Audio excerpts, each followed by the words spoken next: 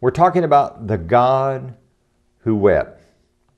It's a hard thing for us to understand the idea of a God who could shed tears. But at the very heart of that concept is the idea that Jesus is God and Jesus became flesh. John 1 and verse 1 says, "In the beginning was the Word, and the Word was with God, and the Word was God." Verse number 14 of John 1 says, "And the Word became flesh and dwelt among us, and we beheld His glory, the glory as of the only begotten of the Father, full of grace and truth." Jesus shed tears for numerous reasons. We saw yesterday in Hebrews chapter 5 and verse 7 that He cried out to God to save Him. We also see one of the better known occasions when He cried in John chapter 11. His friend Lazarus has died. Now Jesus knows what He's going to do. Jesus knows that He's going to resurrect Lazarus.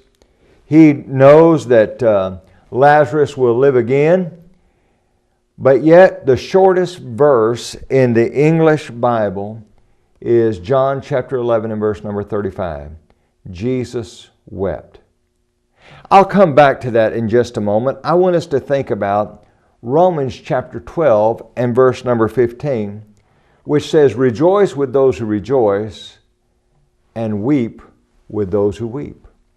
Now, isn't that interesting? What it's saying is that we need to have a level of empathy for individuals. Not necessarily always to agree with them, but to understand where they're coming from.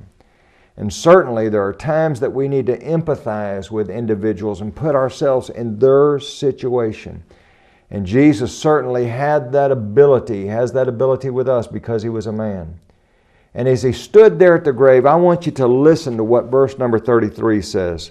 "Therefore, when Jesus saw her weeping, and the Jews who came with her weeping, He groaned in the spirit and was troubled." And then we read in verse number 35, Jesus wept. You know, I've attended funerals of people I don't even know because I went with somebody else and I was trying to show some compassion for a family.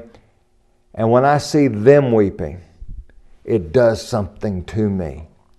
And Jesus was able to understand. He knew He was going to resurrect Lazarus, but He understood the pain that they were suffering. Isn't it good to know that Jesus understands your life and what you're going through? Join us again tomorrow.